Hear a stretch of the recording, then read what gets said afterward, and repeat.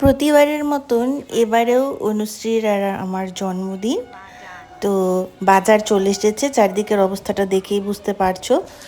তো এদিকে রান্নার সব আয়োজন করা হচ্ছে আস্তে আস্তে। এদিকে শম্পা বসে পড়েছে সবজি কাটার জন্য। যখনই যে অনুষ্ঠানই হোক না কেন, শম্পাকে এখানে পেঁয়াজ রসুন আদার এই সমস্ত সবজি কাটার দায়িত্ব কিন্তু প্রত্যেকবারই দেওয়া হয়। যদিও ও যেভাবে জ্ঞান দিচ্ছে সেই হিসাবে কিন্তু কোনো রান্নার বিশেষজ্ঞ নয়, ঠিক আছে, কিন্তু সে নিজেকে রান্নার বিশেষজ্ঞ হিসাবে ঘোষণা করে থাকে মাঝে মধ্যে। অন্যদিকে অনির্বাণ সাহা চলে এসেছে আমাকে রান্নার কাজে সাহায্য করবে বলে। মানে পুরো রান্নাটাই আমি ওকে দিয়ে করাবো আর কি, কিন্তু ক্রেডিটটা আমি নেব। যাই হোক, মজা করছি। আসলে ডিউটি করে এসেছে, এসে নিয়ে মুরগির মতো ঝিমাচ্ছে, এটাই আমি বলছি।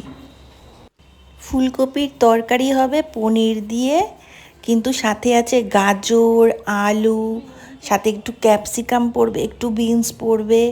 তো এদিকে পায়েস আমার রেডি, আর বাকি সব কিছু ভেজে আমি রেডি করেছি, কিন্তু পনিরগুলো একটু কালো হয়ে গেছে।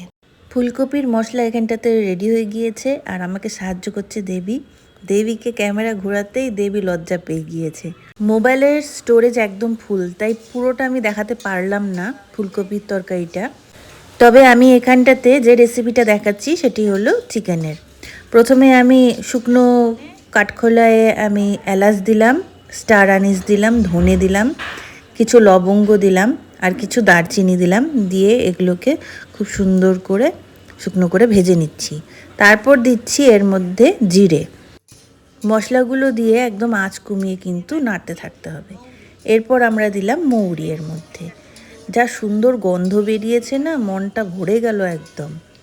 এবার আমরা অনেকক্ষণ ধরে এইভাবে করে নাড়তে থাকবো যতক্ষণ না মশলাগুলো সুন্দর ভাজা হচ্ছে। আর এই জিনিসটা নিয়ে আমি কিন্তু খুব আজকে মজা পেয়েছি। মজা পাওয়ার কারণ হলো জিনিসগুলো দেখতে দেখো একদমই গোলমরিচের মতো, কিন্তু একে বলছে কাবাব চিনি। তো আমি কিছুটা কাবাব চিনি নিয়ে এর মধ্যে দিয়ে দিলাম, আর দিলাম কিছু কাঠবাদাম। দিয়ে এটাকে অনেকক্ষণ ধরে নাড়তে হবে। তারপর এর মধ্যে দিলাম কাজু বাদাম, সবটাই পরিমাণ মতো আন্দাজ করে নিজেদের মতো। এরপর এতে আমি দিচ্ছি পরিমাণ মতো জায়ত্রী। এবার এটা নিয়েও আমি একটু কনফিউজড আছি, এটাকে জায়ত্রী বলে না জাভিত্রী বলে। তোমরা কিন্তু কমেন্টে কিন্তু জানিও অবশ্যই। দেবী বেশ হাসি খুশি মনে কিন্তু রান্নাবাড়ি করছে, ঠিক আছে। দিদিও জানে না এটা কি হতে চলেছে, তাই না বল? আমিও জানি না। মাংসর মশলা চলছে, হ্যাঁ, ভালো করে রোস্ট করতে বলছে। দেবী পেঁয়াজ হাতে দাঁড়িয়ে আছে, ডালা সাজিয়ে রেখেছে।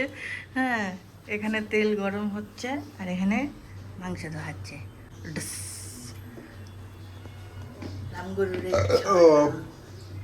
ছি ছি, বাজে। এবার পেঁয়াজ চলে যাচ্ছে তেলে। এই রান্নাটি আমি শেফ অতনুর রান্নাঘর দেখে এটি করার চেষ্টা করছি। জানি না কতটা ভালো হবে, তবু চেষ্টা করছি। এখানে বলি 2 কিলো মাংসে আমি 1 কিলো পেঁয়াজ দিয়েছি। মাংসটি ধোয়ার পর এর মধ্যে দিয়েছি আমরা টমেটো বাটা। অন্যদিকে পেঁয়াজ ভাজা হচ্ছে, আর দিচ্ছি মাংসের মধ্যে আদা রসুন বাটা। দেওয়া হচ্ছে এখানটাতে কাঁচা লঙ্কা বাটা, দেওয়া হচ্ছে হলুদ গুঁড়ো, সাথে কাশ্মীরি মির্চ, লঙ্কার গুঁড়ো, আর ভাজা পেঁয়াজগুলো দিয়ে দেওয়া হচ্ছে তেল সহ। আর যে মশলাটা আমরা ভেজেছিলাম সেটাকে গুঁড়ো করে আমরা এর মধ্যে দিয়ে দিচ্ছি। সত্যি মশলাগুলো দেওয়ার সময় এত সুন্দর গন্ধ বেরোচ্ছিল না, খুব সুন্দর গন্ধ বেরোচ্ছিল। পুরো মশলা আর মাংসকে একসাথে মেখে আমরা গ্যাসে বসিয়ে দিলাম। এরপর আমরা দিলাম এর মধ্যে কস্তুরি মেথি। এবার দেখো পুরো মাংসটিকে এবার কষানো হচ্ছে। ওহ, দেখেই জিভে জল আসছে। কি কেমন লাগছে, সেরা না? সত্যি দেখতেও যেমন সেরা, খেতেও কিন্তু খুব সেরাই হয়েছে। কষানোর সময় লবণ, মিষ্টি, গরম মশলার গুঁড়ো সব কিছু দিয়ে তোমরা কষিয়ে নাও একবারে। এবার খেতে বসা হয়েছে। শম্পার অনেক কথা যে পায়েসটা এত টেস্টি কেন হয়েছে, এর পেছনের কারণ কি। তো এর কারণ জানাতে গিয়েই আমার এর মুখটা মনে পড়লো। কারণ আমার প্রতিপক্ষ তো সে, আমার যখনই কোনো রান্না ভালো হয় সবসময় ক্রেডিটটা সে নিজে নেয়। এবারেও তার ব্যতিক্রম ঘটেনি। ক্যামেরাটা অন করাতে সাধু পুরুষ হয়ে বসে আছে। মেয়ের বান্ধবীরা চলে এসেছে, সব কিছু রেডি। পেছনের ডেকোরেশনটা অনুশ্রী নিজেই করেছে। তো ওরই এক বান্ধবী এই যে ছোট্ট কেকটি দেখতে পাচ্ছ তোমরা, এটা ও নিজের হাতে বানিয়ে নিয়েছে স্পেশালি অনুশ্রীর জন্য। প্রত্যেকটা বান্ধবী অনুশ্রীকে খুবই ভালোবাসে। এরা সবাই একসাথে পড়াশোনা করে, একই ক্লাসে পড়ে, প্রত্যেকে পড়াশোনায় খুবই ভালো। এরা একসাথেই পড়তে যায়, এদের একটা বেশ ভালো বন্ডিং আছে। এদেরকে দেখলে আমার নিজের ছোটোবেলার কথা মনে পড়ে যায়। এই বয়সটা তো আমিও পার করে এসেছি। তো এই সময়টা, তো এরা যা করে এই সময়টা আমার পুরোনো দিনের কথা যেহেতু মনে পড়ে যায়, আমরা প্রত্যেকেই এই বয়সটা পার করে এসেছি, তো ভালো লাগে বেশ।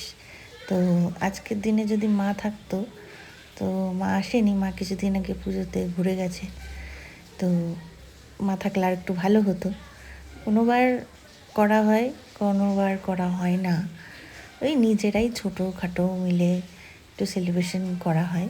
তো অনুশ্রী এবারে বললো, মা এবার একটু বান্ধবীদেরকে বলো, প্রত্যেকের বার্থডেতে তো আমি যাই, আমার বার্থডেতেও ওরা আসুক, ভালো লাগবে, সবাই মিলে একটু গল্প করব, মজা করব। বেশ, মানে ঠিক আছে বল। তো এটা অনুশ্রী নিয়ে এসেছে, যেহেতু আমার আর অনুশ্রীর বার্থডে, তাই আমার আর ওর জন্য স্পেশালি কেকটা আনা হয়েছে। তো আমাকে পরিয়ে দেওয়া হয়েছে এই স্যাশেটি। আমি পড়তে চাই না, তাও তা আমার ইচ্ছে ছিল আমারও বন্ধু বান্ধবীদেরকে বলবো, কিন্তু সবাই সবার জীবনে ব্যস্ত। তো যাই হোক, এবছর হলো না, পরের বছর দেখা যাবে। তো আমি কাছের মধ্যে পেয়েছি শম্পাকে আর অনিকে, এরা আমার বাড়ির কাছেই থাকে, তাই এদেরকে আমি পাই। কিন্তু আমার আরও কিছু বন্ধু বান্ধবীরা রয়েছে যারা দূরে থাকে, তাই তাদেরকে পাওয়া হয় না। তো মেয়ের বান্ধবীদেরকেও আমি বললাম যে তোরাও আয়, একসাথে সবাই মিলে একটু কেক কাটি, খাওয়া দাওয়া হোক। তো ওরা এসেছে, চলো এবার একটু কেকটা কেটে নেওয়া যাক। আসলে একটা ছোট অনুষ্ঠান করতে গেলে সবাইকেই বলতে ইচ্ছা করে, কিন্তু শরীর আর এখন আমার সাথ দেয় না। আমার শারীরিক কিছু অসুবিধার জন্য, আর বার্থডে যেহেতু বয়সটাও বাড়ছে, তাই সাথে সাথে শরীরও এখন পারমিট করে না। তাই ওই মেয়ের একটু কথা রাখবার জন্য একটা ছোট করে অনুষ্ঠান করা।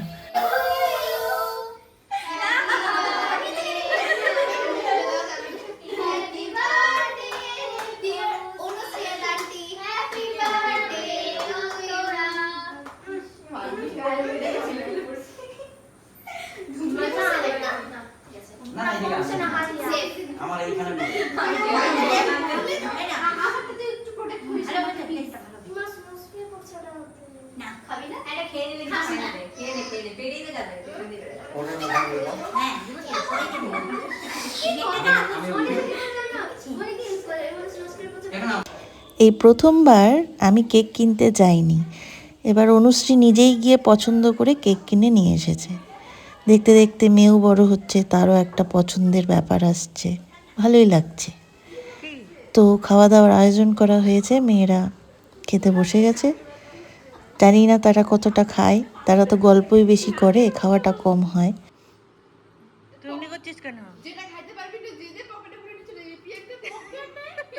আমার বেশি চিন্তা ছিল বাচ্চাগুলোর খাবারটা পছন্দ হবে কিনা, কিন্তু ওরা খেয়ে বললো, না আন্টি খেতে বেশ ভালোই হয়েছে, বেশ টেস্টি হয়েছে।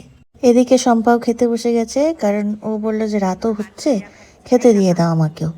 এদিকে বাকি তিনজন বান্ধবী অনুশ্রীর খেতে বসেছে, আর এদিকে বাকিরা খেয়ে দিয়ে গল্প করছে। বাচ্চা পার্টিদের সাথে অনুশ্রীর বাবার মিশতে বেশিক্ষণ সময় লাগে না, ওর বেশ ভালোই লাগে এদের সাথে গল্প করতে, মানে এই বাচ্চাদের সময়টা কাটাতে বেশ ভালোই লাগে। এবারের মতন প্রোগ্রাম শেষ, সবাই বাড়ি ফিরে যাচ্ছে। দিনটি কিন্তু বেশ ভালোই কাটলো।